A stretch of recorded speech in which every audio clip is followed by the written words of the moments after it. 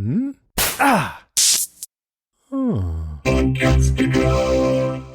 You're listening to the Run for Your Lives podcast.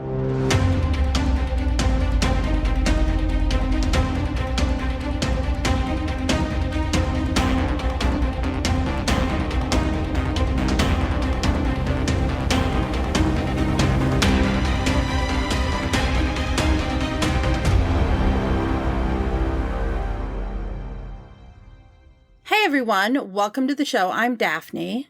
And I'm Pake. And this is the Run for Your Lives podcast. This episode, we are talking about the supernatural film Sinners, produced, written, and directed by Ryan Coogler, and released April 18th, 2025. I'm so glad that this has made it to streaming because, yeah, it got a lot of buzz. Everyone that I know that went to see it loved it. Yeah. So I've been dying to watch it, and I hadn't taken the time to do it because I knew we were going to cover it eventually. This was first time for me too because I knew we were going to cover it. So I was like, well, I'll wait at this point. But yeah, there's been so much buzz about it, like you said, and now after watching it, very worth it, warranted for sure. This was incredible. I have so many thoughts about this movie, and it was just a fantastic movie. Absolutely amazing, and I loved every second of it, and I cannot wait to talk about it. I know, me either, which is why we're covering it now. And honestly, I'm dying to watch it again. I know there's stuff I missed from watching it just the first time. And that happens sometimes. I just didn't have a chance to watch it a second time before recording, which I try to do if it's a movie that I haven't seen before. It reminded me of so many different movies that I've seen. It's like, oh, it reminds me of this, but it's different. But it still has some of those elements, like From Dusk Till Dawn. It gave me that vibe. Also gave me vibes of John Carpenter's Vampires movie, which we haven't covered on the podcast, but we totally should cover. Those are just two, and I have other notes of different movies as we're going through. And Michael B. Jordan, I have to tell you, I saw him, he was a kid in a show called The Wire. Mm-hmm. He played a character of Wallace who met an unfortunate end. Spoiler. If you haven't watched The Wire by now, you should be watching The Wire. Anyway, he's such a great actor. Yeah. And I loved getting to see the facets of the two different twins in this movie. Just the nuances between the characters, how they balanced each other, but they were still, they were different. Mm-hmm. And I really enjoyed that a lot. Man, twins played by the same actor. Why has that been a theme on both of my Podcastica shows right now? So again, another shout out to Christian Convery in The Monkey, who we talked about recently. Mm-hmm. And then also huge shout out to Anna Camp in this final season of You. Holy cow. But yeah, so I'm being spoiled recently with a lot of great one actor playing a set of twins and absolutely crushing it as you can tell who's who. So yeah, fantastic. Yeah. It seems like it'd be just easy to make them be incredibly similar with no real deviation. But as the movie went on, I got different impressions of each one of them. And so I felt like he really did a great job kind of separating smoke from stack. Mm-hmm.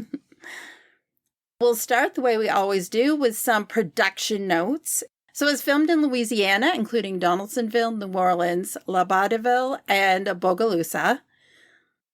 Ryan Coogler has not directed that many movies. However, he did direct two movies that are part of the Marvel Cinematic Universe, Black Panther and Black Panther Wakanda Forever. Mm-hmm. It's interesting, too, I wanted to point out, I was at trivia last night, and our picture round was the negative photos of different movie villains, and Killmonger was on it. Nice. And I was like, oh, what a lovely tie-in to what I'm watching tomorrow. Same actor. The budget for this one was $90 million. It grossed $358.1 million. Note to whoever is out there in the universe, let Ryan Coogler write and direct whatever he wants because I want more of it because it's fun. Yes.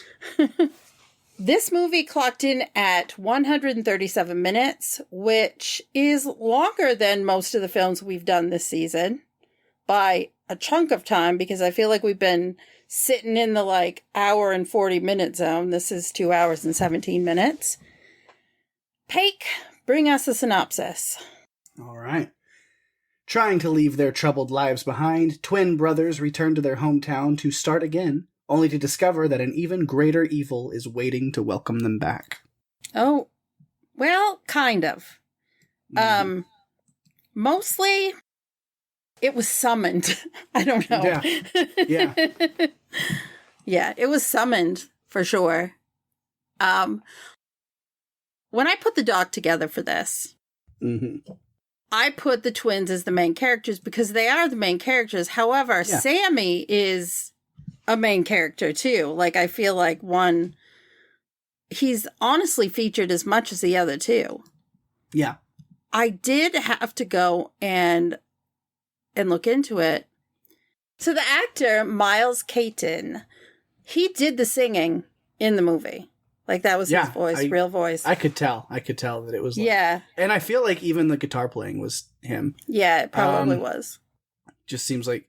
Because, I'm going to cut all the way. Did you see there was a post-credits scene? And I'm not talking about old Sammy in the bar. I'm talking about... What? After everything. No, I did not. I went the whole way and I didn't see it. But, okay. What was the post-credit scene? I mean, it wasn't much. It was literally just Sammy in the church with his guitar, singing like "This Little Light of Mine" with that like soulful voice that he's got.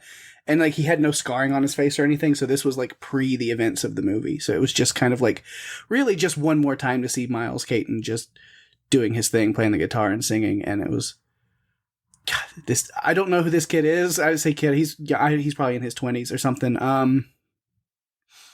I don't know who he is, but this is the first time I've seen him as far as I know. But I mean, acting great, but also I was just like, is this dude recording and releasing music? Because holy shit, that voice and that, like, I need to check on that. I need to follow that because he's so good. Well, he's 20 years old. He did an interview with Variety that said he was interested in being in a Marvel movie. So maybe Ryan Coogler, through his connections, can make that happen. I mean, again, his name is Miles. Okay, so We need a Miles. So you went the same place I did with that? Of course. We need a Miles Morales soon. Like, I'm down for it. Because I'm a huge Spider-Man nerd, and because a huge part of Miles Morales is also music and his connection to music, and so of course get somebody who also can do that very well, and boom. So funny you should say that, Peg, because as I look here at this article, it says he was asked about which superhero he would like to play, and this was what he said. I mean, my name is Miles. So he's on the same page too. Of course. I feel like, Ryan Coogler, can we manifest this? Ryan Coogler, since we know you're listening to this podcast, of course. Big fan. You're a big fan of ours. It's equally, so since you're definitely listening, then go ahead and cast this guy. Just go ahead and do it. I'm just assuming that Marvel's going to give you control over a Miles Morales movie or something, but you know what? Do it. Come on, it needs to happen. Tom Holland probably wants a break anyway, so we could have a new... Well, you gotta like, if you're following the story or whatever, we gotta have a, somebody to train under. So as, you have to do the crossovers. You have Tom Holland and whoever's playing Miles, like, together for a little bit, and eventually there's kind of the passing of the torch. Yeah, and we haven't even talked about Bailey. No, that's a long time coming. That's a new, even in comics standards, 2023, invention. So Yeah. it's a long way to go before we get a Spider-Boy on screen. But we need Miles. We've still got plenty of time for the Miles Morales live action era to finally happen. Yeah. Just watch it. You know what? Play the games, and then you'll realize why we need to have this. Plus, is it Across the Spider-Verse, or what are the Spider-Verse movies? Into the Spider-Verse, Across the Spider-Verse, and then Beyond the Spider-Verse is supposed to come out, I think, 2027? Yeah. Watch that if you want to understand Absolutely. why we need Miles Morales. Yes. So we're going to kick this off the way that we always do. Michael B. Jordan played the Smokestack brothers. Elijah, Smoke, Elias, Stack, Moore. Mm-hmm. Yeah. Two distinct characters. Yeah. Although I still combined them in my notes. I separated them at first and then went, no. As soon as I started compiling, I was like, no, they're still getting thrown together. Okay. Because a lot of the story is them together up until the end, where there's like definitely a big split. But still at that point, I was like, trying to do them one at a time is going to get too wonky, I feel. So. Okay, so why don't you start us off, Pake, with these two characters? Yeah, as you mentioned, Smoke and Stack. And as we first meet them, I'm just like, yeah, these guys are fucking awesome. Grown men with grown men money, grown men bullets. They buy the old mill, so they can turn it. That's their plan. Is they were in Chicago. They worked for Capone. They've been doing all kinds of, legit gangster business up in the big city. They got away from this small town with these plantations and stuff. They were able to leave the plantation, break away, go hit it big in Chicago, while with, who knows what all they were into, robbing, drug running, gun running, whatever they were doing. Well, they took the money that they used to buy that club. They took it from someone. Oh, yeah, for sure. And so, so now they're, he says, it's like, oh, Chicago's the same. It's still the same old, racist place and all this. And so we figure, the devil, is what he says. We'll come back down and come home. When truthfully, you kind of figure out it's like, no, they pissed off enough of the wrong people in Chicago that they had to hightail it and head back somewhere that hopefully nobody would follow, with all of this liquor and guns and money that they have. They definitely stole from people they shouldn't have been stealing things from. But there were other villains in this area of the world that could go after them. Yeah, the Ku Klux Klan. Yeah. The worst villains of the entire movie. And truthfully. Which, so they buy this old mill from this guy, Hogtown. Hogwood. He's credited as the local KKK leader and Bert's uncle. Yeah, and that's they learn is he's the Grand Dragon of the KKK in this area. So that's why when they buy the old mill from him, and they're like, "Here's the money. You don't come back for any more. You stay off the property, or we shoot you." Which I love that, and just it's ours now. Leave. But that was the plan, to buy this mill from him to then turn it into a juke joint to make more money. Whether they planned on sticking around here for a very long time or not, I'm not fully sure. I kind of feel like they weren't either. Where they were kind of in this place like, we're coming back home to location, place, people, faces, everything that's familiar, and we'll give back to the community and we'll open up this place. But still with the idea of making money and being successful. But part of me also wondered when Stack is talking with Mary about, and she's kind of reading him this like, no, you need to get this money as quick as possible because you're probably on the run still. Like, it's almost like you need to come in here, get as much money as you can from this juke joint, and then you're probably going to pass it off to somebody else and then bail before somebody finds you. Because that's when these vampires show up, they're more worried. They don't think about vampires. They're like, oh, they're Irish monsters from Chicago that have tracked us down after we screwed them over. That's their main worry. But anyway, get ahead of myself a little bit. But that's kind of their plan.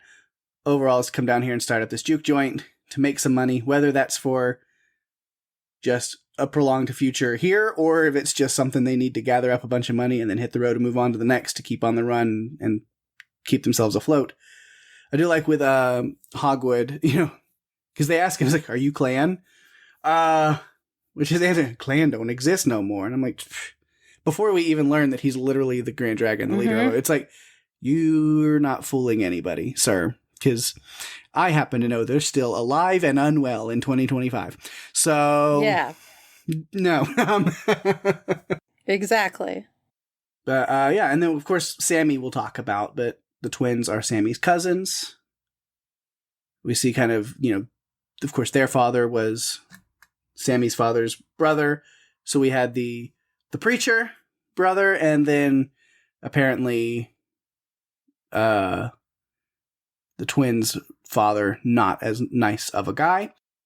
But you can tell that Sammy's dad, it's very much against his desires, but he's not going to, his son is an adult, so you can't demand anything of him, so he doesn't want him going out with his cousins, but he can't really stop him, so he's going to head out with them to play music in town. He has opinions about music. Like, he doesn't want him to play music.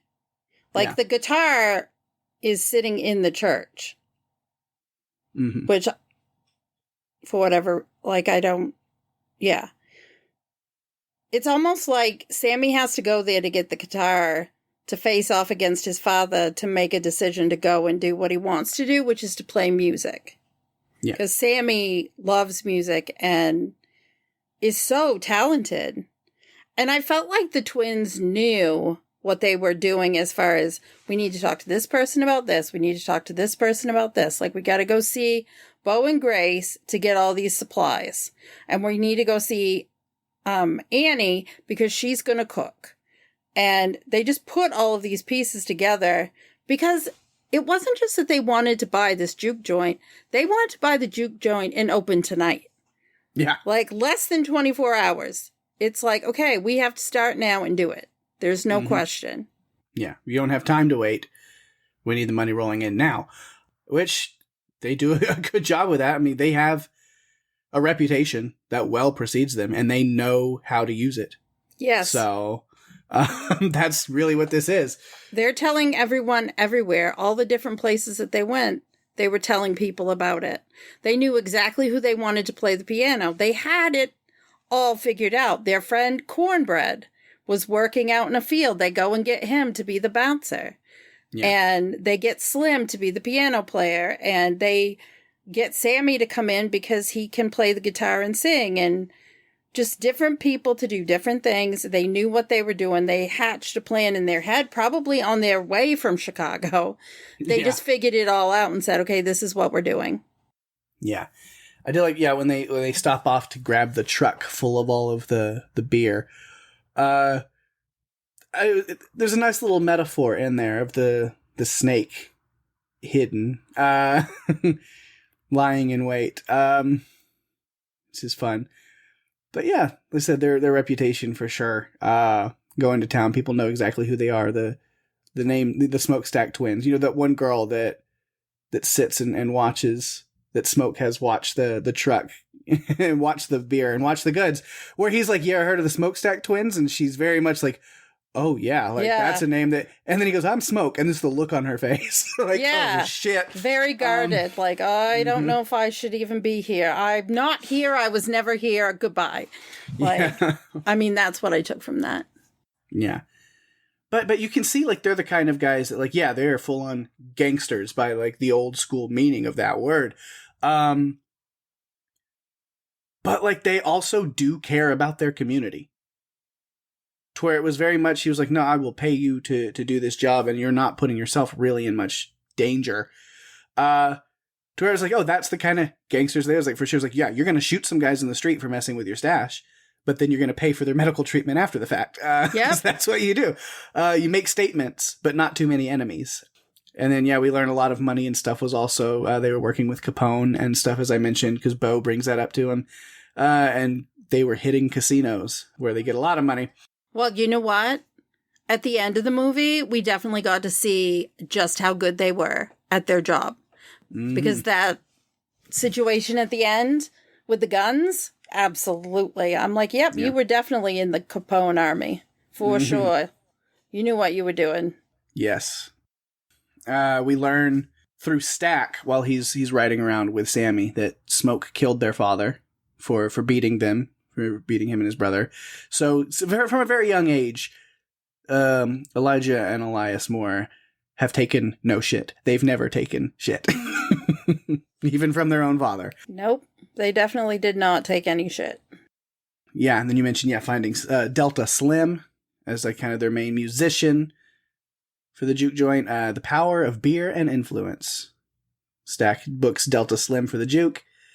Lets him have a jam session with Preacher Boy Sammy. And clearly they're going to have some good stuff going on, music-wise. Yeah, it took a little bit to get Slim to go with them because he's like, I've got a $20 a week job here that I can count on. You want to pay me $20 in a one-off thing that may go nowhere. Like he's thinking practically about, it's better to have something regular every week than to come off and do this one thing with you once that may never amount to anything. But then $40 and all the beer you want, that might be the answer. That goes a long way. Yeah. And again, I think after meeting Sammy, there's also a little bit of something there, a connection there. Yeah. Sammy's just special, like really special musician. Yeah. Also there at that scene at the train station, that's where we first meet Mary. Learn about her history with both of the twins, but especially Stack. They had a much more intimate history, and she feels very slighted that he just up and left her, and then now her mother has just recently passed, and it's still like nothing from the twins, nothing from Stack. Okay, cool. So she finds them. Yeah, she's definitely got some thoughts and feelings to share with him, which. Yeah, I'm jumping ahead in my notes a little bit, but to talk about that a little bit, because there's Annie as well, and I'll talk about with Annie. But both twins do share one thing that's very similar. They both have a complex of never letting themselves love the person that they do. Because truly loving someone means protecting them from danger. And then if they're together in life, due to the smokestack lifestyle, trademark, those women would automatically be in danger, so they have to love them from afar. Yep. Disconnected. Annie seems to be pretty okay with doing that, but Mary is hurt. She would rather make her own decisions. She's like, you don't tell me how I should live in order to be protected. If I choose to live that life, let that be my choice. You don't have to speak for me. Yeah.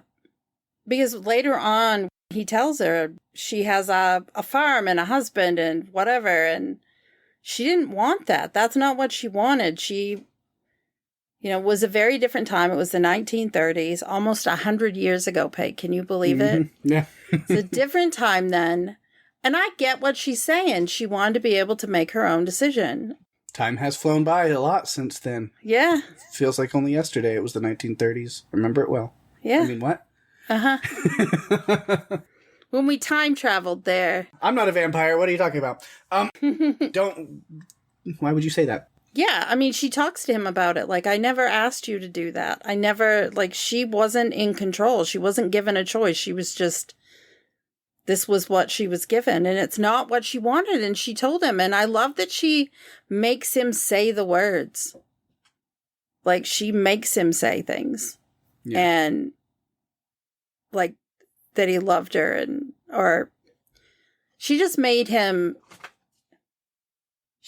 talk about how he feels about her. Yeah. I liked the character of Mary. Haley Steinfeld is great. Not necessarily who I would have thought of in this role, but she nailed it. And so, yeah, the character of Mary was very strong-willed, very self-assured, and a great character. So it's sad that we didn't have her for very long as herself. Yeah, that was disappointing. I was hoping that we would have her longer. I mean, she's the second billed person in this movie, if you look at the breakdown. And she's very sassy and strong-willed, and I love that about female characters when they get to be powerful and assertive, and they know what they want, and there's no bullshit with it. Yeah. And we didn't get it very long because you knew. I mean, you knew it was coming. There has to be a way for this to get going. If what happened hadn't happened, it just would have been a movie about people inside a juke joint and others outside singing. And I honestly, the way that the first like half of this movie went, I would have totally been okay with that because I was still like, no, honestly, jumping to my like vampire notes, because the first one that I had, I was like, I went in on this completely blind, which is the best way to go, honestly. Yeah, I didn't know either. I had no idea. I knew there was a lot of people talking big about this movie. I knew through whatever you had said, like some stuff, there was like, I knew that there was like, oh, it's a Run for Your Lives movie. But so I was like watching it, and there was a point like, I'm starting to wonder, when is this movie going to fit the podcast? I mean, I'm really enjoying it, don't get me wrong, but as a drama, I was like, oh, it's a period piece about these like gangsters who come down and build this juke joint, and there's like, it's about music, and if that's all the movie was, I'd still probably would have absolutely loved it. But so I was like, no, this is a great movie, but I was like, where's the Run for Your Lives? And then, oh, boom, here we go. Vampires. Fun. Yes. Cool. Nice. Hi, Tony. We're doing a vampire movie. Yay. I'm sure we'll hear from you. Yeah. And so, yeah, I was talking about, this like complex, this of never getting too close to somebody. And so on the opposite end of that is Smoke and Annie. And that conversation that they had in her house, shop, little area there, was really good stuff. Of course, we learned that they had a child together who died as a baby. They have like a little gravestone, a little area outside. And that's even where you see like the milk and like the like incense and some stuff where you automatically get the idea. You know a little bit of what Annie's about even before meeting her. And then seeing her in the shop she's very, I'm wary to use the word like witchcraft because that seems a little more on the evil side versus what she does. It's more of like a voodoo or a spiritual thing. Because it's like, it's still very like a positive, like, but she's definitely into the spiritual stuff and using things to channel that, herbs and things like that. To the point that she will not take money from Smoke because it's tainted by the evil that he did to obtain it. She's very superstitious about a lot of those things. And Smoke doesn't believe in any of that. You have that conversation of like, look, I've been all over the place in all these cities, all these different places. The things that I've done that, spiritual people like yourself or even his uncle, the preacher, would say leads to the devil. He's like, I've seen no devil. I've seen no ghosts. I've seen it's like, none of it's real. Well, he was also protected by that thing around his neck. Yeah. And that's what she says, like, well, because I gave you that and it protects you. And that's where that line was just, because it's like these roots, and I prayed and I used the roots and that stuff protected you. And so when he says, well, why didn't those roots work for our baby? I was like, Yeah. And I loved the visual effect. There's so many great visual effects. I don't want to say it's cinematography because it's not. It's more camera. It's angles, I think. Angles and like, but also just use of like camera effects and like video effects. As they're having this conversation, it's getting more intense where she's talking about, well, I prayed for you and I did the roots of blah, blah, blah. The background behind them is getting blurry and shaky, like it's closing in on them. And then when he drops that line about why didn't it work for our baby, it softens and goes back to just like a normal. And it brings you into that moment where you feel like the tenseness of what they're talking about. And then when he says that, you almost let go of that tension and just feel sadness. I feel like, too, it wasn't foreshadowing, but it was kind of this vibe of there's so much more that's going on as part of this movie that we haven't even seen yet. Yeah. That's the feeling I got from it. And then as I went through the rest of the movie, it's like, oh yeah, it all leads to something. And I felt like the little details like that, like just shooting a scene like that. Also towards the end where we're going back and forth between the church door and the juke joint door, going back and forth between what's happening with Smoke and Sammy. The way that that was put together to me just added to the tension and the vibe of what was happening at the time. Like, they weren't the same, it wasn't the same situation in both cases, but it tied it together in a way that made it seem more fluid, I think. Yeah. Yeah. So see, the juke joint, it's going, it's running, things are great. A lot of it was Sammy that we will talk about. But as things are really popping off there, things are good. That is when our trio of vampires appear. And want to be let in. And not like the trio of vampires that show up in the first Twilight movie. It's very different. Sure. No, I've seen the first one. That's the only one I've seen, and I saw it once in theaters because I was dragged along with someone. It was fine. Yeah. Did anyone at the theater ask you if you were Team Jacob or Team Edward?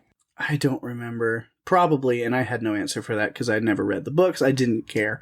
Yeah, that was asked to me, and I said neither because I'm Team Eric from True Blood, which I thought was the correct answer. Sure. Sorry to any of our... You don't know either. You haven't watched True Blood? Nope. Pay. I have not. Oh my goodness. My answer, I guess, would be Team Blade. I don't know. Blade? Have you... So you've seen Blade? Yeah. We have to cover Blade. Sure, we really should. Marvel. It is, but... Yeah. Anyway, let's get back on track. As we've gone down the road of vampires in other movies. Yes. Let's get back to the vampire. Remick, Bert, and Joan. Oh, man. Yeah, as they show up, which, yeah, talk about them later more specifically.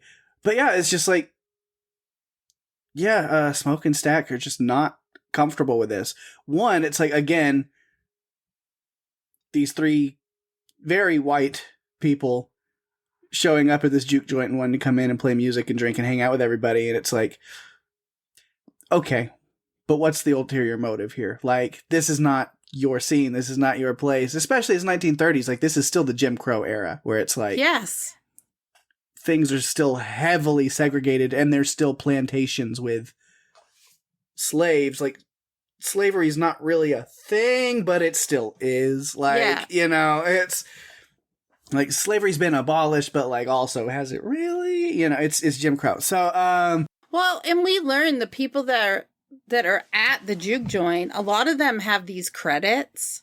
They're not, it's not even real money that they've been given. Yeah. It's credits to buy something in a store. Yeah. And so, yeah, there's a lot of like suspicion about like, why are these people here? So there's that. It's like, you know, because we know that the Klan is very much still a worry, and especially because what they're in Mississippi.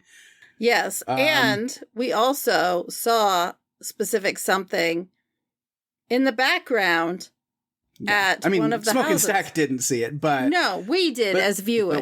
But we know, and then that's, you know, later on we learn, because Bert and Joan were, related to Hogwood. Yeah. So, so it's suspicions that were true for them, but then also outside of Klan or whatever, there's also this worry of, okay, this Irish guy is walking up and talking to us, and we learn that the two main kind of gangs and groups of people that they really dealt with in Chicago that definitely they stole a bunch of stuff from was the Irish and the Italian mob. So an Irishman showing up at the door also is like a big red flag of like, yes, okay, that's kind of the person that we know is going to be after us once they finally realize what we did. So that's not a good thing either. We maybe just shouldn't let him in. And then aside from that, it's still, like I said, the Jim Crow era was like, okay, what if they're not mob? What if they're not Klan? It's still very, racial tensions and stuff of this time and segregation because we get the story from Slim in the car about his friend that was in prison with him. And they decided because they were musical, he had great musical ability, that the people from the prison took them out to play shows for people, for white people at parties and stuff like this. And they made a lot of money for themselves doing that. And then what happens to his friend is they get on this train and somebody realizes that his friend has all this money and doesn't like seeing a black man with money in his pocket and frames him and has him lynched right there. Mm-hmm. Just because. And so they know that tension is there where it's like, because one of them, I don't remember, it was Smoker Stack, said, okay, we let them in and then somebody bumps into them or spills a drink on their shoe or whatever. And then a fight with them becomes a whole lot more because a mild inconvenience to a white person can easily equal a death sentence to any black person that's tangentially involved. So why? Exactly. Why invite that in here? Right. It's just bad news. It's a safety. Risk. It's safety. It's like you just said. It's a risk. It's safety. You don't want to do that. You need to mitigate it by not letting it in the first place. Mm-hmm. Don't set up a situation that could go horribly wrong. Yeah. And yeah, I mentioned this. Yeah, a lot that the twins are running from physically and mentally. And they don't want life for Sammy, even though he's so talented. Yeah, they don't want it for him at all. They're just like, stay at the plantation, play music at the church. Don't, because, this kind of lifestyle, you follow what we do or even what Slim does, you just get intertangled with the wrong crowd. They don't want that for him. But then on the other hand, they're trying to make as much money as they can. Mm-hmm. Said, and whether they're going to run or stay, we're not sure. But I love that, again, Mary, she's so smart, puts it together. She goes, Irish beer, Italian wine. Okay, so you stole it. You stole a bunch of stuff from both groups in Chicago, made it look like they robbed each other. But eventually the prints are going to lead back to you. So you can't stay in one place too long. You're always going to have a target on your back looking over your shoulder. So yeah, that's why these strangers rolling up, very suspect. So that's why Mary goes out there to feel it out, check it out, and see really what they're up to and who they are. And she was very sassy. She was very sassy with them. I loved it. And she did a great job until she didn't. Yeah. I mean, if they were legit, their money could be very useful. That's the argument she makes to Stack, is like, look, if they are just good people who are folk musicians who actually have no problem with black people and really do want to just come in and play music and drink and party and have a good time, their money could really help you get where you're trying to go. Yeah. Although I do question 3 people. I mean, is that really going to have a huge impact? Do they have like thousands of dollars in their pockets or something? Like, I don't know how that... I mean, as compared to what a lot of the people that they're bringing in have, sure. That's true. But yeah, then things go very south from there. Which I skip over a lot at just talking about Smoke and Stack, because it's like, that's vampire notes. Yeah, but then of course, once they realize what happens after Stack dies, quote unquote, and they're like, okay, party's over. So it's like, well, at least they sent everyone home. That's good. No. Until a later scene when I realized, yeah, nope, sending everybody outside. Nobody made it home. Now there's just a vampire concert going on outside. That's... As soon as they left the building, I'm like, it's a bad idea. Do not leave the building. You don't leave. They should never have let anyone leave. Yep. Because they don't know what they're dealing with at first. Yeah. Yeah, and so it was like, okay, we got just a few people really left in the juke joint. We get the people that are in the club. It's like, these are kind of our core group that we're going to see them kind of battle it out. They're in for more evil, for sure. Of course, we get the Chows They're ready to leave, but then they get separated because Bo goes out, I guess, to get the car and bring it up closer, and then Grace hangs by to grab some things. Yeah. I was like, we'll see how that goes. Yeah. I'm like, kind of had a feeling. No, Bo is not coming back. Mm-hmm. Not happening. Yeah. Bo was not afraid.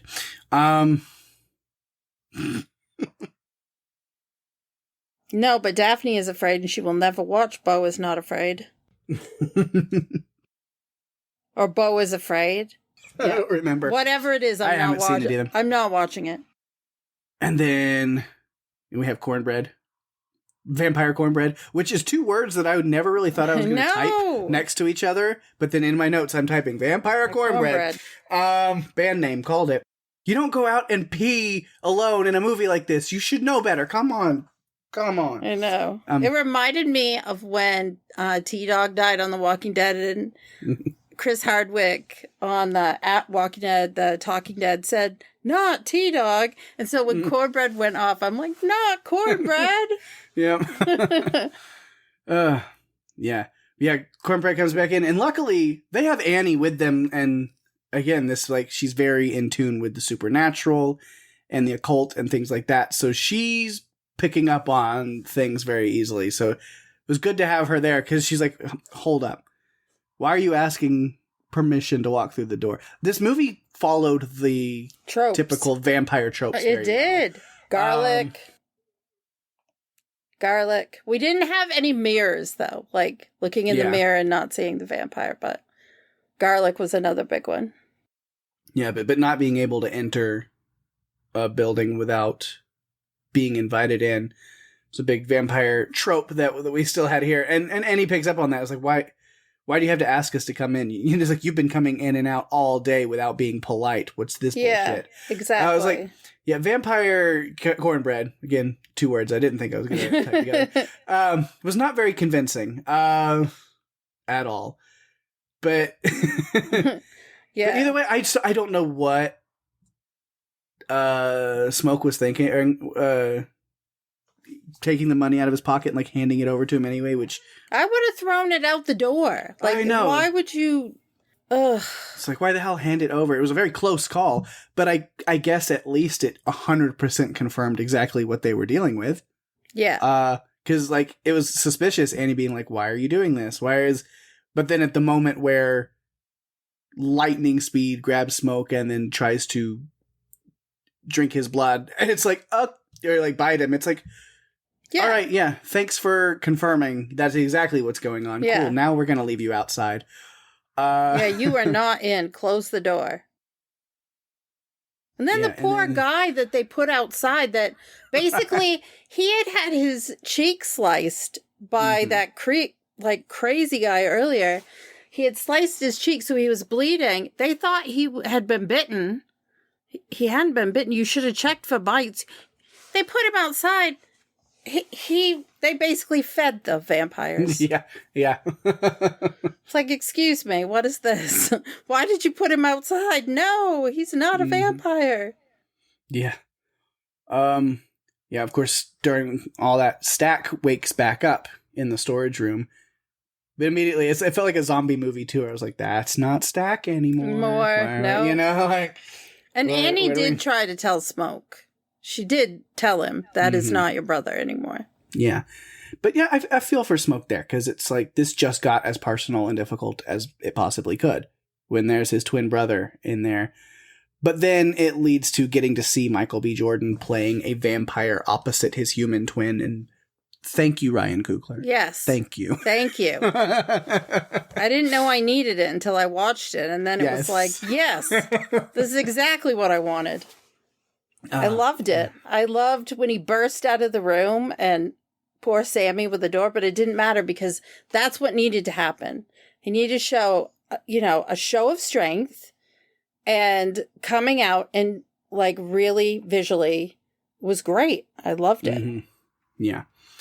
And then after, Stack goes back outside after getting splashed with some pickled garlic juice. And fleeing, which, hey, again, lets us know what's going on. helps Annie narrow it down even more. Now she's like, these ain't haints. Nope. They're vampires. Yep. At least she believed enough to say what they were. Yeah. Instead of, well, it can't be a vampire. Vampires aren't real. That trope we didn't get. Where people are in denial about what it is. They seem to figure it out right away, and they were like, okay, yeah, this is what we're seeing. We're believing it. Yeah, there was no like, this is crazy. It's just like, all right, garlic, sharp sticks. Do anybody have silver? Like, you know, I was like, what are we getting? It's like, all right, cool, on it. Sounds like a plan. Then Bo is still outside somewhere, and Grace is just losing it. She's like, I need to go after him. But outside is certain death, so that's like, we just make it to sunrise. And we know the vampires haven't given up, so let's get the wooden stakes. No, they're having a party out there and dancing. Yeah. Oh my gosh, and he's doing an Irish jig. Yes, it was so cool. Fantastic. It was so cool. Yeah, get everything together. Of course, Smoke asking Annie, is like, is there a way to save my brother? That's what he still really wants to do. And Annie, unfortunately, like, tells him, like, really the only way you can help him now is set his spirit free by killing the vampire inhabiting his body that's holding his soul captive. That's really all you can do. Yeah, she had something that she said about vampires.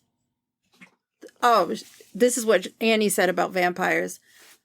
There may be the worst kind. The soul gets stuck in the body. They can't rejoin their ancestors. They're cursed to live here with all of this hate. Can't even feel the warmth of a sunrise. Mm-hmm. Yeah, and so that's why she makes Smoke promise her that if she gets bitten before she even has a chance to die and turn, you stake my heart as well. And yeah. And in that, I'm not gonna become that. And then, yeah, Bo does kind of come back around, which is an interesting thing as well. We get this, the face-to-face with the vampires. We learn a lot of stuff. Yeah, the vampires need Sammy's ability to draw in more of their kind supernaturally somehow. They're trying to build their coven in a way. A new clan based on love, as Joan says.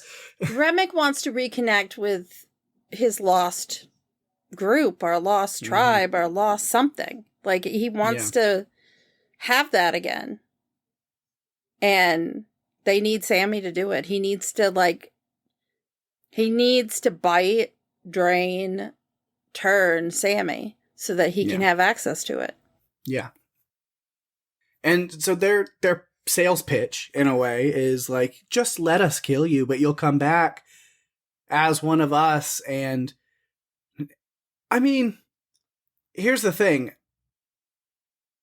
Their pitch, at least Remick's pitch, it comes from a place of, like, honesty. You're like, I mean, there's some legit points he's making, as any good, like, villain in, like, a Marvel movie or something with there has to be a part of you that goes, wait a minute, like, hear me out. Like, you know, there's some, because that's what he's saying is just like, I mean, you know, the guy that sold you this building is the Grand Dragon of the KKK.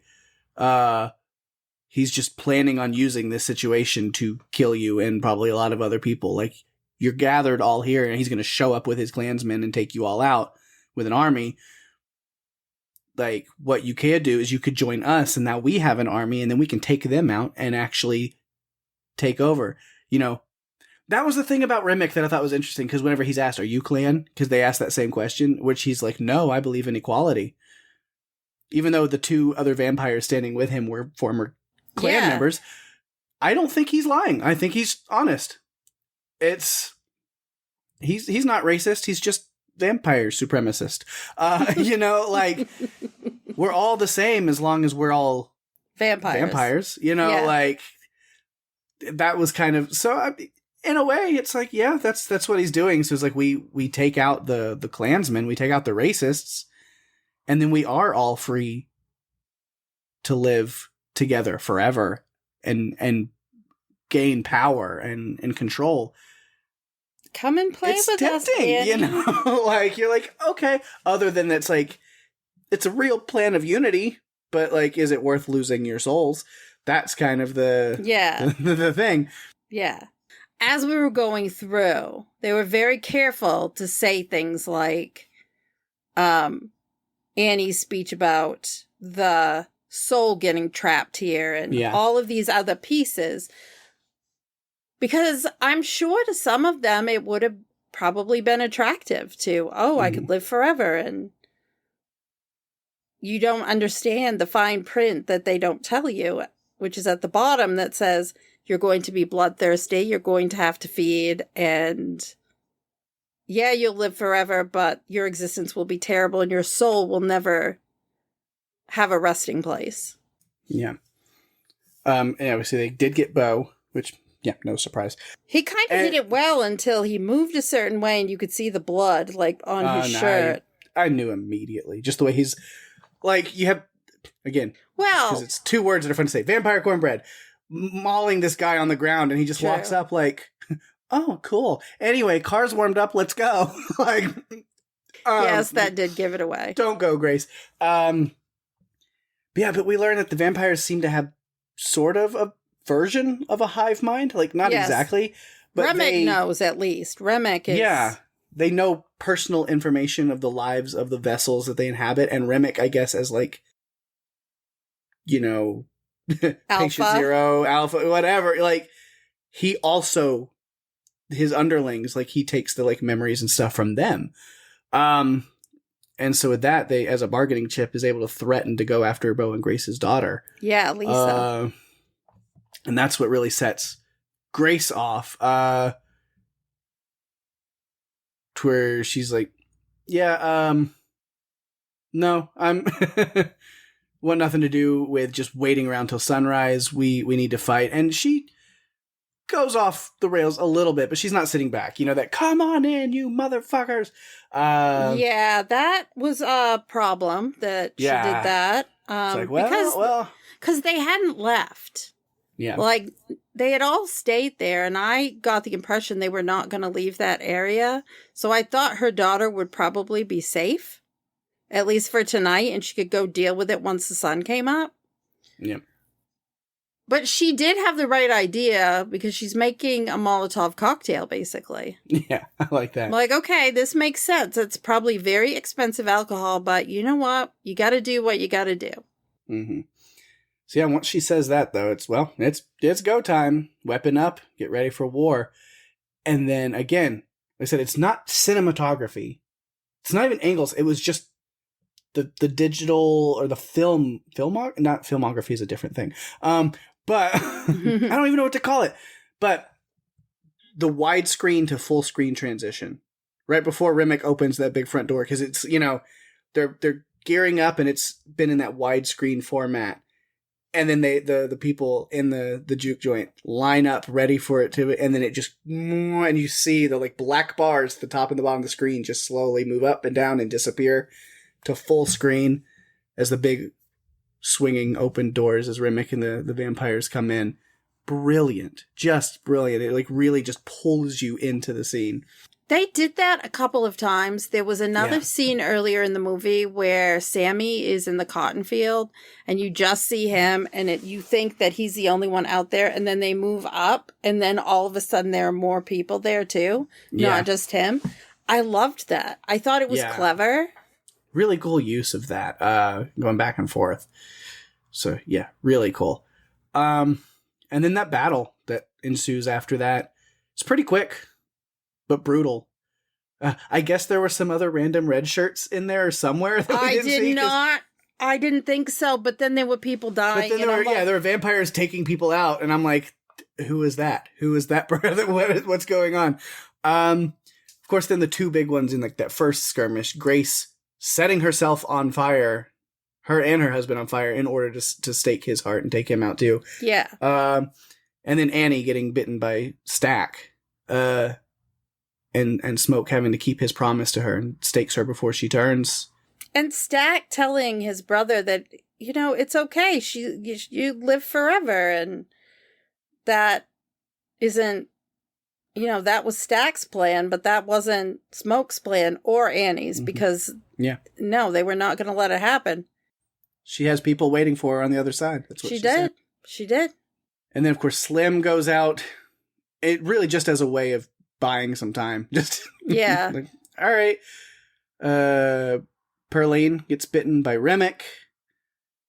And then Sammy takes off outside to escape, with Remick following him out, literally flying after him. Mm-hmm. Which was cool.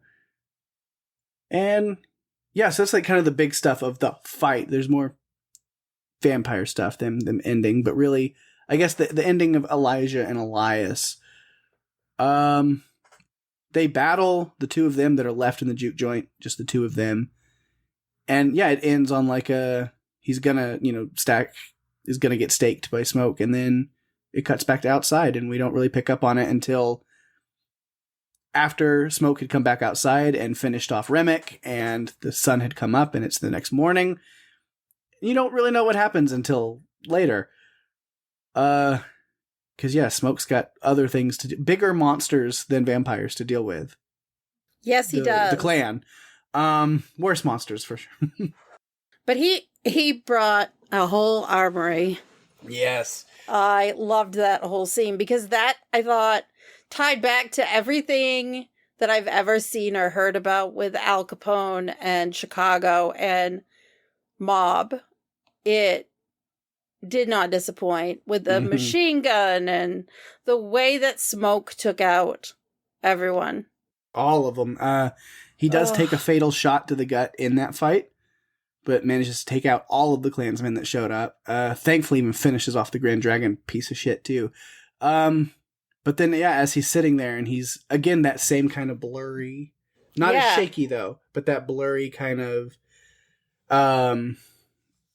what's the word I'm looking for? In photography, we call it bokeh, when things go fuzzy, or if it's blown out in the background and you just see there's a specific word. Focus. It's not effervescent, but it's similar to that.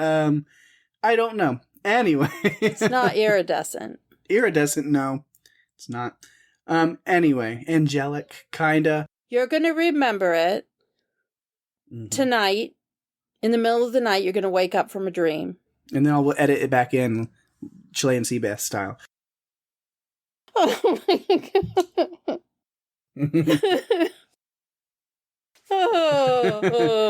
There's still an audio file with that on it somewhere.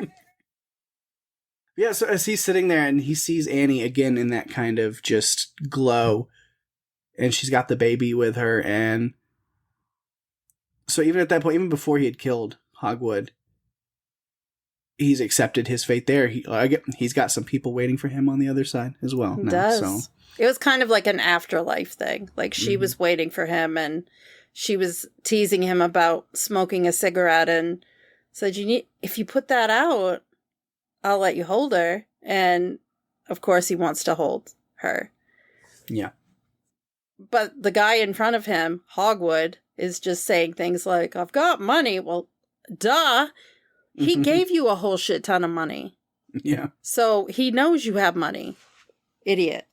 I'm like, just thank you for giving the excuse to be taken out. Yeah. There is some more follow-up with Stack, but I think that fits more in the end of Sammy's story. Yeah, I think we have to go to Sammy. And Sammy, of course, he starts with going to talk to his father so he can get his guitar that's in the church. Well, I do like the opening of the movie is actually the morning after everything, where he's covered in blood with the broken guitar and the big gash on his face. And you don't know what happened. And it's just like, leave behind the evil. And it's like, you don't know what he's been through. There's like these little flashes, and it almost feels like he got drunk and got into a fight with somebody in the parking lot. Like, it was like you're like, what happened? I was like curious about what happened with Sammy, and then they flash us back to the whole story before that. But then, we get the voice over at the beginning talking about the kind of, I was like, a movie about magically powerful musicians. Cool. Let's go. That is a movie I think that would be considered a Pake movie for sure. It was. But yeah, where, the certain people are imbued this ability with music to channel the spirits of the past and the future. which was so cool then to later see that actually played out in that sequence. Yeah.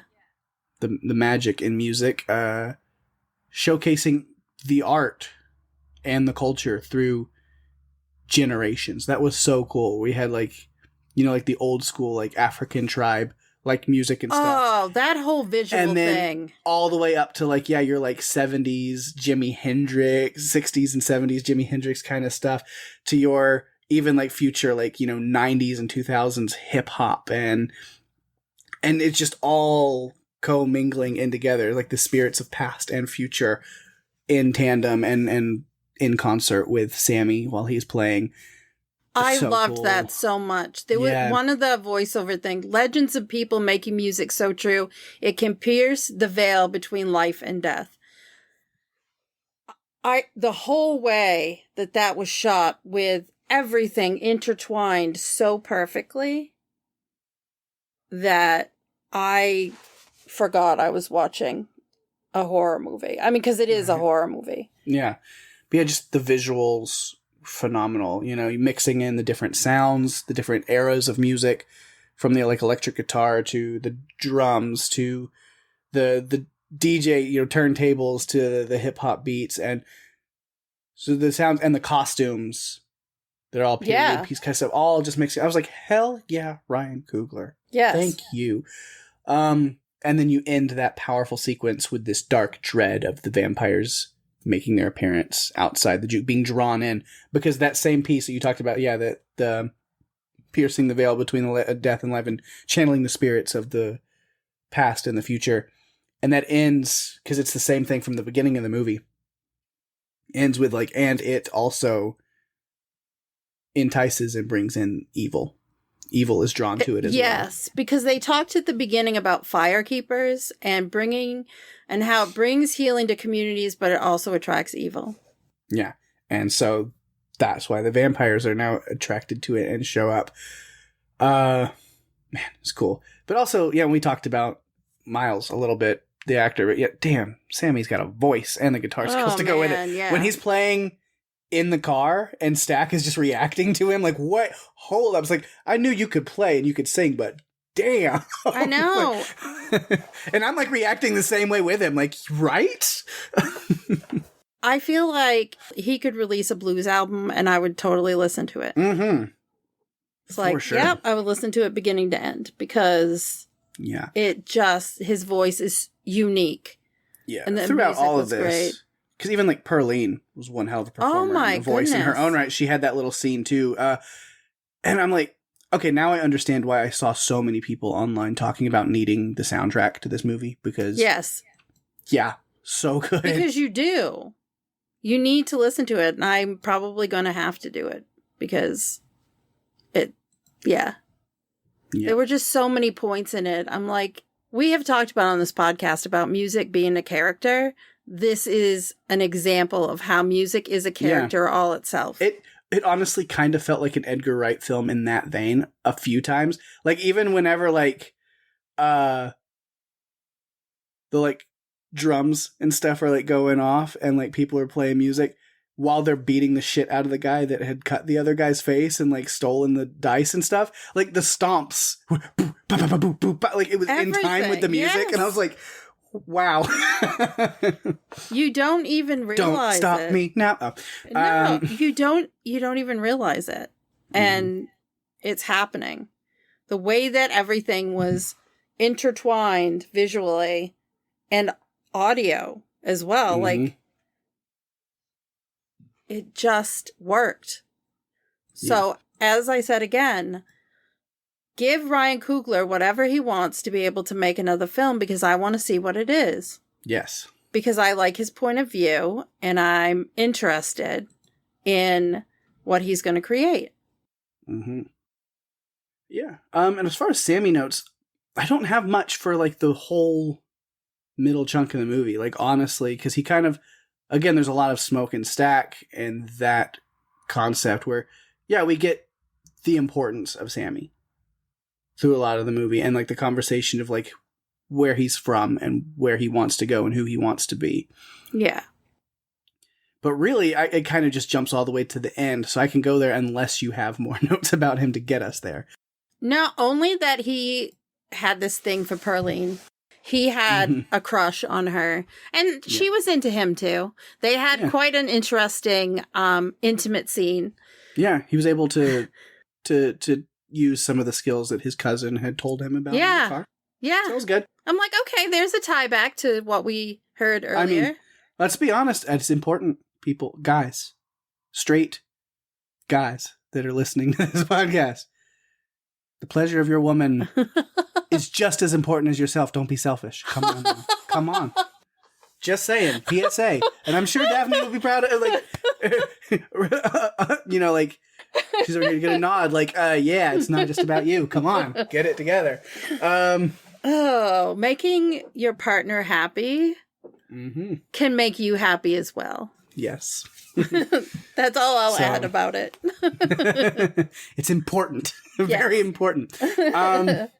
Mutual satisfaction. Absolutely. Let's just say that.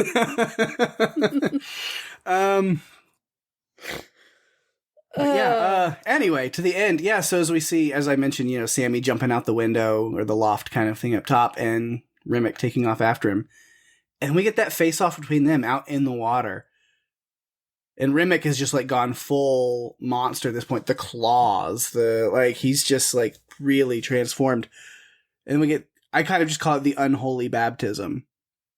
As Remick keeps dunking Sammy into the water over and over, playing with him, tormenting him, revealing this nature. There is no God, there's no heaven, there's no hell. It's just power. It's just, you know. And Sammy fights back, though. He uses that guitar that he got from his cousins. Which is perfect in every way for this battle. Yeah. I guess that, like, piece was, like, silver or something. It would have been pretty bad. I loved seeing, like, the come off it. Like, I'm doing something. I'm touching my head like fire, or not fire, but smoke is Flames coming up. On the side of my face. Yeah. Basically, yeah, like, it was smoke coming off his head from that. Yeah. He needed to hit him a little bit harder so it would have gone in further. I think that would have been more effective. Yeah, but I mean, it was what he needed to hold the monster back long enough for Smoke to show up and finish him off.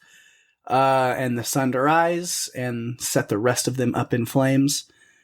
And, of course, Remick is, like, the alpha, the leader, like, the last one to go in this, like, little fire NATO up into this guy. And at the same, like, again, that thing, because it had gone widescreen for the battle and everything. And as soon as Remick is gone, it hard cuts back to the widescreen format. Yep. I was like, nice touch. Yeah. Oh, man. Yeah, there's a great contrast. As, like, to very well show you. It's like, and the danger is gone. We are back to... I like the fire NATO. Yeah. It kind of made me think of Rennick was really gone. And he just resigned himself to it. Like, he didn't even try. Because earlier we saw him running with flames on him to get to the house where the couple was. And this time he didn't do anything. That reminded me a little bit of this Flanagan show, Pake, you might have heard of at Midnight Mass. No. Yeah. I'm like, oh, okay. Yeah. Check it out if you like these types of things. It's a good one. Then we go full circle back to the beginning of the movie. Smoke sends Sammy back in the car, back to the plantation, go to the church after that monstrous night, where it picks up with where the movie started, with him walking into the church. And at the same time, as we said, Smoke's got some business to deal with at the club. Clan's coming for him, and he's got firepower. Lots and lots. The thing about Sammy coming in that way and the way he was walking, which I understand now why he was walking that way, because he had jumped and landed and everything.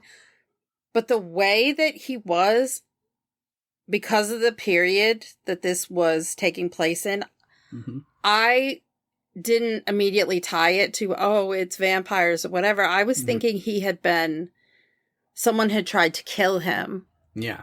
In a racist situation, that he was being attacked. Yeah. Because he was walking like he'd suffered some sort of trauma to his lower extremities. So I was kind of like, what happened to him? Like, but then we see that he runs and jumps off and ends up like 2 stories down. So he lands and hurts himself. So that's what happened. Yeah. So we talked about Smoke and how that ended for him after that. But then as for Sammy, the power of the music calls him onward. Because where we ended the beginning of the movie, starting there, was with his dad being like, drop the guitar, denounce sin, denounce evil, come back. And then now we see his response to that. Instead of dropping the guitar, he, after everything he's been through, going, yeah, no, I didn't fight for all of this to just come back to the plantation and live comfortably under a thumb. If I can handle that, I'm chasing my dream. And the music calls him onward. Like I said, all the way to 1992, where we get that kind of mid-credits. It's not even like a mid-credits like little scene. It's like a full. The movie continues for a while, but it's deceiving because the credits start, and then we get a little bit of credits. Not quite like Marvel, where you get a lot of credits and then you get your scene. Yeah. A little bit of credits, like the build stars. They were just kind of cut in and out with Buddy Guy playing as the older Sammy. Yeah. And he's sitting at the bar. Everything is fine. Yeah. Did you see the bar's name that he was at? No. Perlene's. It's his place. He owns it. Aww. And he had named it after her, which I thought was really cool. Because his picture's on the thing with the like scars and everything. Like owns it. She must have made a really big impression on him. Yeah, for sure. And then the bouncer that comes in to talk to him, to let him know that these two are outside that want to come in, that was Theo Crane, who played the bouncer. I've met Theo. He's a good dude. You have? He was also in The Walking Dead. He played Big Tiny in the prison season. I knew that he looked familiar. Okay, yeah. I remember Big Tiny. He was probably the only one out of that. Well, no, the Oscar guy was fine. I mean, Axel. Axel was a creep, and there were other plans for him that didn't happen. But there was Axel, but then there was Oscar. He ended up dying when they. Yeah. That was a long time ago. I haven't watched it in forever. Yeah, but that was Theo Crane. I was like, I've met him. He's cool. But yeah, so he lets Stack and Mary into Perlene's to sit and talk with Sammy. So that's where we kind of get that story of what happened back in the juke joint. Smoke was not able to kill his brother. He, even as a vampire, he let him go, escaped with Mary, under the promise that he left Sammy alone to live his life, and Stack upheld that. He left him alone. He was even like a fan of his life and career. So we own all of your albums. We've been like following. But near the end of that life, he's come to pay him a visit, to hear him play that guitar one more time. The guitar that belonged to the twins' father before they gifted it to Sammy. Repaired now. And I think the last lines, not the fully last lines, because they talk, but yeah, really like the last line spoken between them, I had to write it down because it was just so powerful to me, is Sammy saying, "But before the sun went down, I think that was the best day of my life." Yes. Was it like that for you? And Stack responds, "No doubt about it.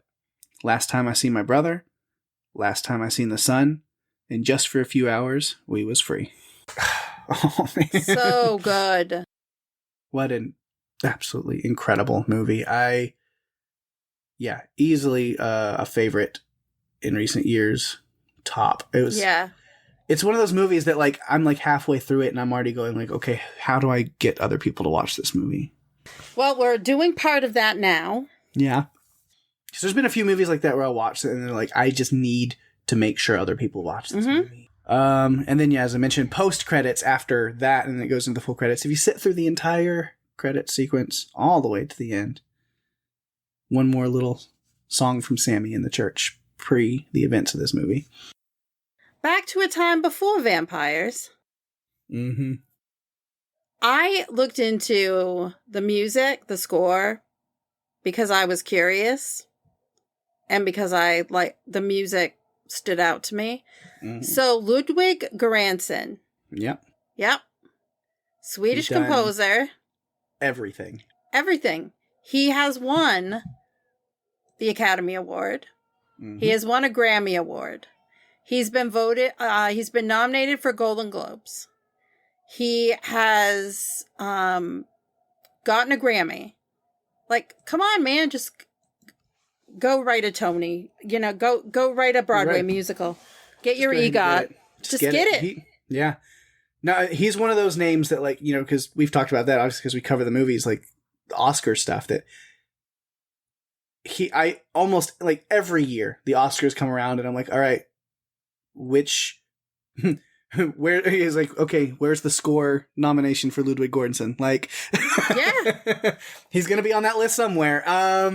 He even did music for Turning Red, which was like an animated film, right? Like, yeah. Mm-hmm. He's done, if you just go through his, like, filmography as far as, like, the movies he's done the scores and stuff for, it's insane. A few you've heard of. Black Panther. Mm-hmm. Oppenheimer. Creed. I want to say he won for Oppenheimer. He did. He won for Black Panther and for Oppenheimer. He got a Grammy for Best Score Soundtrack to Visual Media, which was for Oppenheimer. He got it for Black Panther. Like, there's just, it's what he's done, what he's accomplished. I know also I think his Emmy had to do with another show that you may have heard of, The Mandalorian. Yep. So, yes, he's done everything. Just give him all the stuff. Yeah. Which, speaking of, I mean, there may be some nominations for the beginning of 2026. Even though we've already now covered this movie, so we can't do it if it comes around to that in February. But I hope to see this movie in Oscar contention for the next Academy Awards. Again, giving horror Academy nods. It doesn't happen a lot, but there's in recent times there's always, we've been able to do it the past couple of years where there's at least 2 or 3 movies that we can do. So even though we've already done this movie, we won't cover it during Oscar season. I still hope to see it on that list because I think acting wise, a Göransson score, Ryan Coogler as a director, a lot of the costuming and stuff, it deserves a lot, and I hope to see it. It really does, and I'm hoping that it gets it. We'll see. Mm-hmm. Usually, I think Golden Globe, those nominations give you that first look into what might be considered. I really hope that it does. I'm afraid to hope because I just feel like it was so well done. And I'm hopeful. I think it will. It has to at least get something. It's going to be on the my death race list. So hey, I've already got it knocked off. Here it is. But any that we can knock off now means less for you to watch later. Right. Especially because they're adding new freaking categories with more movies that are going to be in it. Because casting is going to be a category for this next one. So the next time I do my death race, my next death race will include nominations for greatness in casting, and then in 2 years, so the 2027 Academy Awards will then include an entire category for stunt work. As it should. And when is motion capture coming in? Because I feel like that needs to happen. I feel like that's part of visual effects. Okay. In all honesty, I feel like it gets lost though sometimes. Like I feel like just give Andy Serkis an honorary Oscar. The Andy Serkis Award, for everything that he's done. But anyway, we've got like a couple of different tangents, whether it's Marvel or now. Well, because let's be honest, Ryan Coogler was involved with Black Panther, which is my personal favorite Marvel movie. I mean, both of his Black Panther films that he's done have been Oscar nominated. Mm-hmm. So yeah. Okay. Let's embrace it. Let's go ahead and embrace it. Keep it going. Just give him another Best Director nomination. Yeah. Let's go. See, any other notes that I have? Random notes for other characters before I get into vampire stuff. The Chows run both stores across the street from each other. Now, that's franchising. I know. I found that a little bizarre, but you know what? I was like, nope, I'm going to go with it. Let's go with it. Of course, I talked about Slim's story, but also, aside from setting up kind of the themes of whenever the vampires show up and where people are at, it's the power of music. Again, just as a big music person, Slim tells that story of his friend being framed and lynched for just being a black man with money in his pocket. And immediately, because he's telling that story to Sammy, sitting in the back. And then after he's done telling that story, immediately he starts banging his hand on the front and stomping his foot and humming. And he's taking that pain and the anger that he's reliving from that story and channeling it into humming and this beat. And I'm like, Sammy, you better start playing. Even like, Stack says that, it's just like, you got that guitar, like, go, this is your moment. You catch that wave, ride it. This is where real music, real art comes from. Is you take that pain, you take that anger, you take those emotions and you just channel it into something. The rest of that car ride. We don't get to see it, but it was, some of the best music that will never ever be heard by anybody was in that car ride. I feel like we all right now need to be channeling that into music, maybe. I don't know. There's a lot of that, like, that needs to be channeled. Let's see. I had just like a random note about people as the juke joint was getting kicked off. It's like Cornbread's working the door. That makes sense. He's a big dude. Perlene showed up thanks to Sammy's flirting, and Mary's here. I don't know if that's going to be as good. Yeah, no, probably not. And then, that's all that I had there. So, vampire stuff, because I definitely do have some notes about that. Okay. So I talked about, I was glad to, because I didn't know what the twist or why this was going to be a Run for Your Lives movie. I did not know that this was a vampire movie, so that was a nice surprise for me.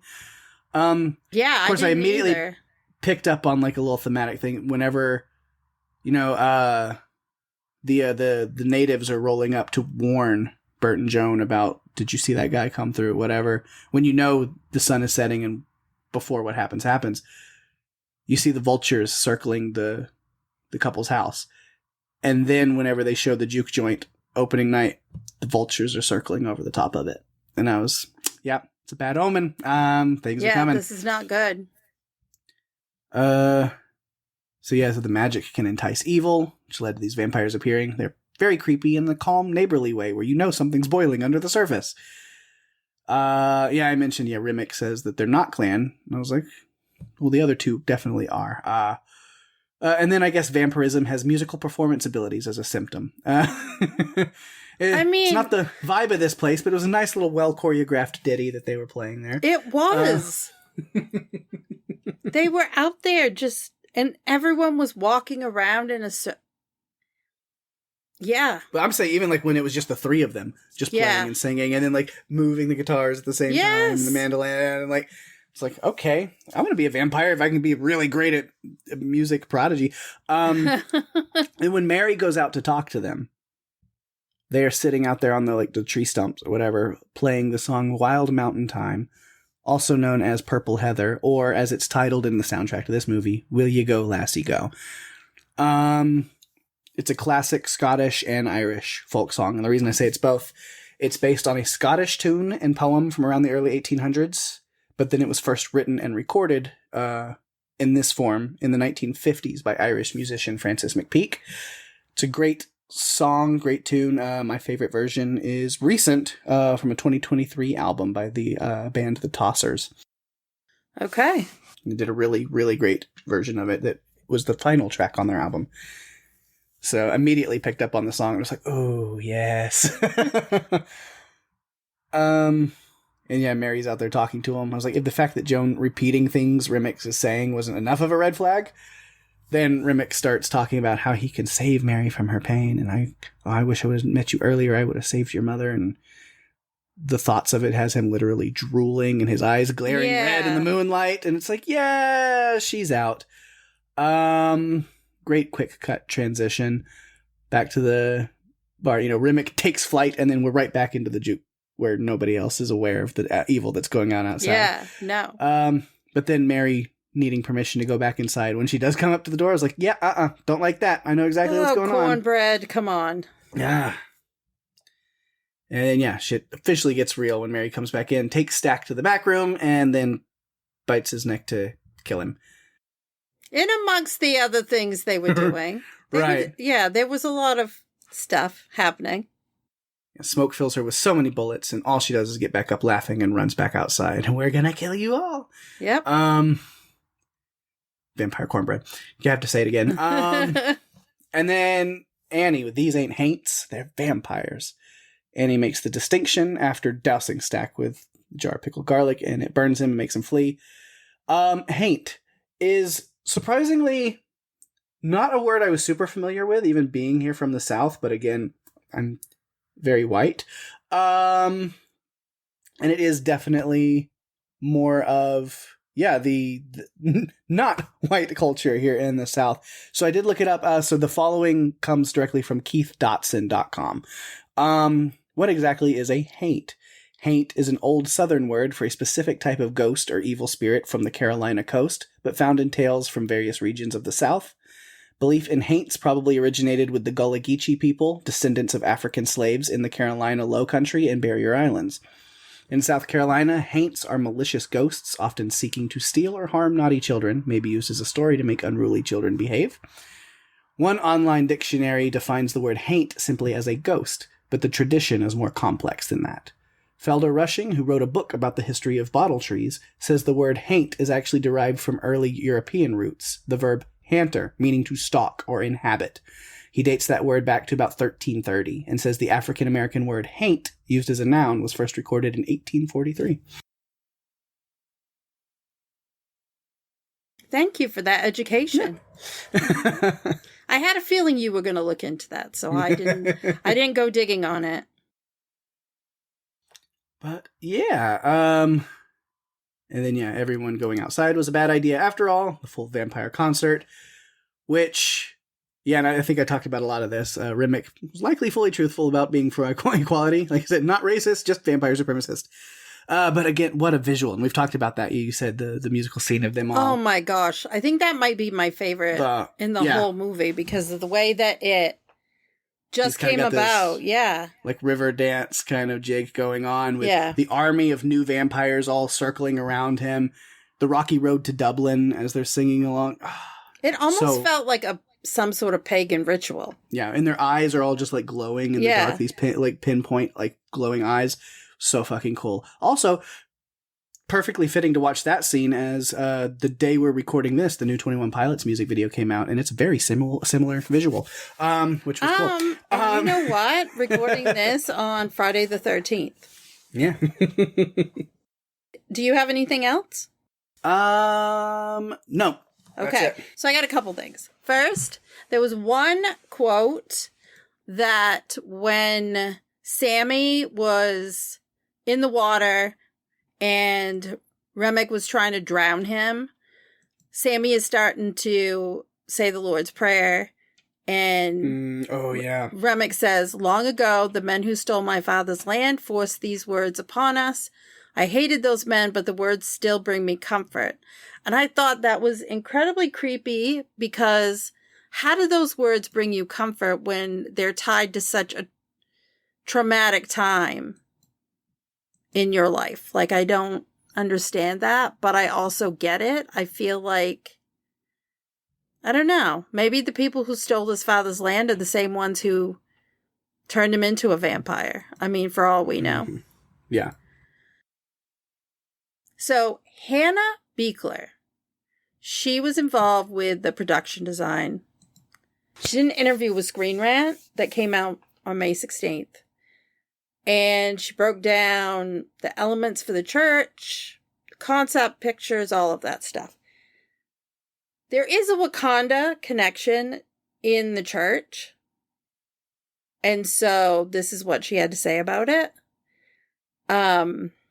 She drew attention to the beams that go from the floor to the ceiling, forming an X shape. This design was, quote, for Chadwick, according to the designer, as it made the Wakanda Forever gesture. This gesture, typically made by crossing one's arms in front to make an X symbol, is one of the signature elements of the Black Panther movies. It's also where the sequel film, Black Panther Wakanda Forever, got its name.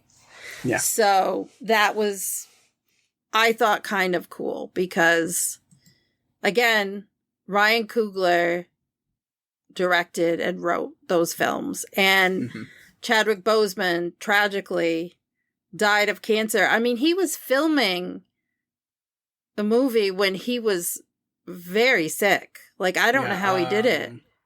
His, Endgame stuff. Yeah. Yeah.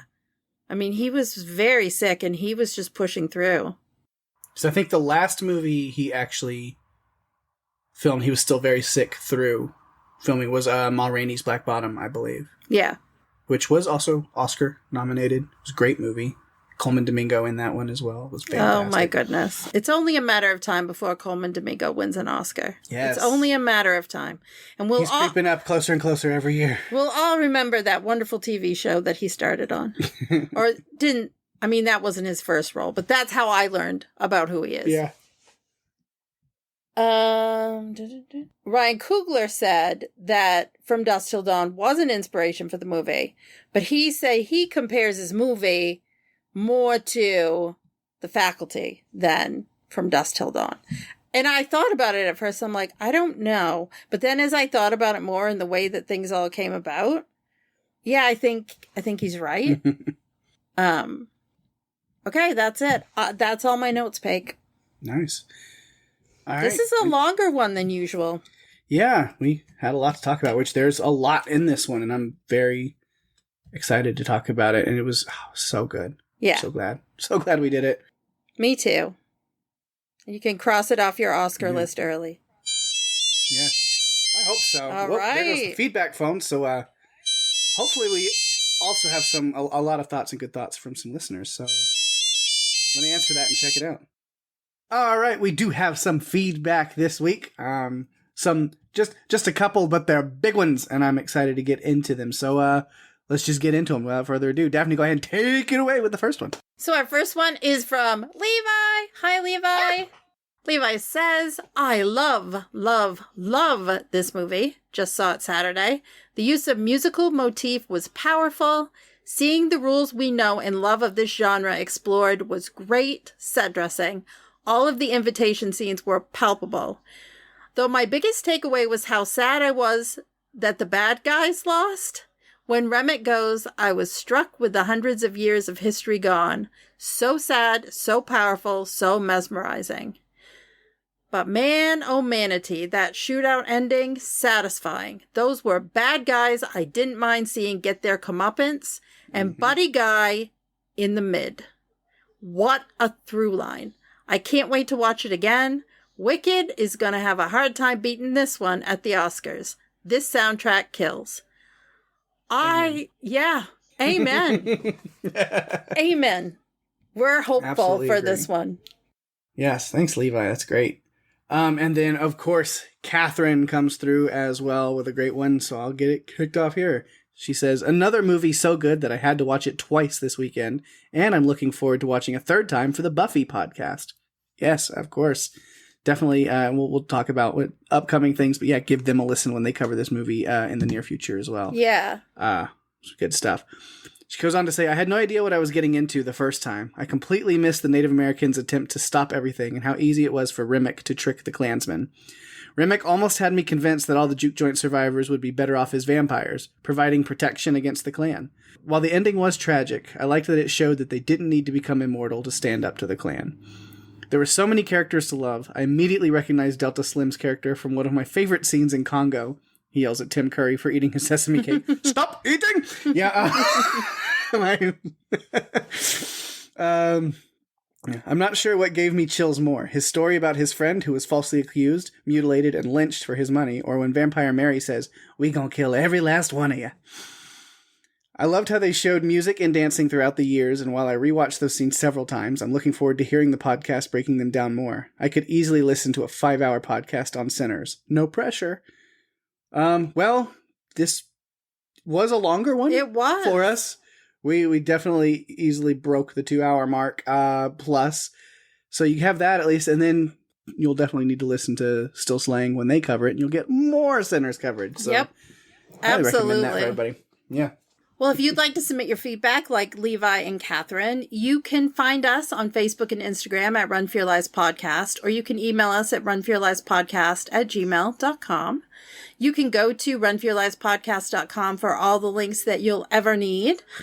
If you're enjoying the show, tell all your friends. We are available on all the podcast players, including Apple, Spotify, YouTube, and more. If you feel so inclined to show us a little love, you could drop by Apple Podcasts and give us a review. That is the best way to share the love and get us out there even more. We really appreciate it. Absolutely, we do. Of course, speaking of sharing the love, got to give those shout-outs to things going on in the Podcastica universe around us and beyond. A lot of fun stuff. Of course, my other podcast, Strange Indeed, me and Rima wrapped our coverage of the series You on Netflix this week, the series finale. If that's not up today, then it will be very soon. So definitely keep checking on that. Yeah, a longer one for us on that one too. Another like 2.5 hour episode or something. Because yeah, finales are always big. A lot to cover on that one. We had a blast getting back together and talking about You. A lot of stuff in that finale. And now that we're done with that, we're going to, Strange Indeed, we're going to crawl back into our holes, and we will reemerge again later this year for another series finale in a season 5. Stranger Things will be back, and me and Rima will be hitting the ground running on that one as well. So definitely stay tuned for that. I am ready for it. Like, I feel excited for it, but I'm not ready for it in that it's the end of this story. But they have to do it soon because these actors are getting older and older and older, and they're still playing teenagers, and it's just going to get harder the older they get. Mm-hmm. Yep. Episode 3, 11 qualifies for AARP. No, but it'll be fun. We're already like mildly stressing about just like, because the episodes are going to be like, each episode is supposed to be like feature length movie length, and they're releasing all of them on holidays. The episodes are releasing on Thanksgiving, Christmas, and New Year's. It's going to be so hectic, but we're going to do it anyway, and it's going to be a blast. So, I don't know, our recording schedule, we will figure out how that's going to work. But it should be a fun undertaking nonetheless. Also, some good stuff to check out over on the Cast of Us. Of course, Ben and Alex have been covering The Walking Dead, Dead City, Season 2 over there. The finale of that is this week, so you can check out their coverage wrapping that show up as well, that season. And then also, 28 Years Later is out in theaters. Go watch it. Check it out now. Of course, you know, here on Run For Your Lives, we have covered 28 Days and 28 Weeks. So, you know, we are a big fan of the Danny Boyle, Alex Garland launched series, even though they didn't do weeks, but you know, still the two of them are back together for years, and we will cover that on this podcast in the future. Don't worry, stick around and we will. But if you want to hear some thoughts about it now, from me even, you can go check out the Cast of Us, because I got to jump over there and talk with Jason, Karen, and Lucy, and we broke down all of our thoughts on 28 Years Later, and we had a blast talking about that, so definitely go check out that coverage on the Cast of Us as well. Also, Murder Magnets, you can listen to that and check that out as they're continuing to cover the series Poker Face. Of course, we got episode 9 this week with Penny, Becky, and Jason, and they've got Jen and Rob over there as well, so covering lots of good stuff with Poker Face on Murder Magnets podcast. And then Still Slaying, talked about it with the feedback. But yeah, Penny, Kara, and Sam are back over there covering Buffy stuff. This week they have Dodie on as they're jumping into an episode of Angel. Yay! So that's going to be fun. Yeah. We love Dodie over there, so definitely give that a listen. And then, as we stated earlier, in the near future, they will also be releasing an episode covering Sinners over there. Vampire movie on a vampire podcast. So, yeah, of course. And then outside of Podcastica, we always give some love to our friend Mark with his Pirate Core Entertainment Podcast Network. even though Mark himself not doing anything right now this week that you can listen to. But the podcast that has been really trucking, doing great stuff over on that network, of course, is What's On Tonight. They've been covering The Better Sister right now, so Becky and Mandy are over there doing that. And if you remember, they covered The Pit before that, and they actually diving back into that world a little bit because they've got an interview with Jeanette O'Connor, who played Myrna on The Pit, so you can check that out as well. And then lastly, our good friends over at TV Podcast Industries. They love to do the Marvel stuff. And if you're aware, of course, Marvel's Ironheart is out now. Dropped earlier this week, a couple days ago. So first 3 episodes are up. They're covering that over at TV Podcast Industries. Derek and John over there. So go check that out as well. And then if you want any more of me and Daphne, you haven't got sick of us at this point, then, of course, you know, we are always hanging out with our good friends Jeff and Jerry over on the Buffalo podcast. Take a little break from the pop culture, the movies, the TV shows. Well, maybe not the pop culture, because we still like to play around with that a lot. But, yeah, we hang out, talk, shoot the breeze, have a good time, drive Daphne absolutely insane, and play ridiculous games, and there's no prizes to them, except friendship. Friendship is the prize that we gained along the way. Yes. Yeah, it's a lot of fun just over there, just having fun, making each other laugh. So definitely check out Buffalo if you like that. But then after you've listened to all the wonderful stuff that we can send you out to, you know you can come right back here next week for another episode of Run for Your Lives. And Daphne, what are we doing next week? Well, when a struggling late-night talk show host attempts an occult-themed episode to revive ratings, he unwittingly unleashes something terrifying live on air. We are covering the Colin and Cameron Cairns 2023 film, Late Night with the Devil. Ooh, spooky. Happy Halloween in July. Almost. This is one that we have been wanting to cover. We've just been like saying, yes, we need to do that. Yes, we need to do that. The timing wasn't right. Because you know what? We decide what we're going to cover like a week before, and it's really about vibe. Sometimes. Yeah. It's about what our vibe is. It's different than in the beginning where we used to schedule things out a month at a time. We're going to do this one, this one, this one, this one. It's more about vibe now. Yeah. And I like that. Yeah, it's much more relaxed, much less rigid, and a lot more fun. Mm-hmm. We still have the wheel that we can spin. Yeah. We haven't lately. No. But we will again. We will. We will. Sometime. Eventually. Probably next season. Yeah. Well, we've reached the end of another fun, terrifying episode. Thanks, everyone, for listening. I'm Daphne. And I'm Pake. And if you have to run, you better run for your lives. Bye-bye.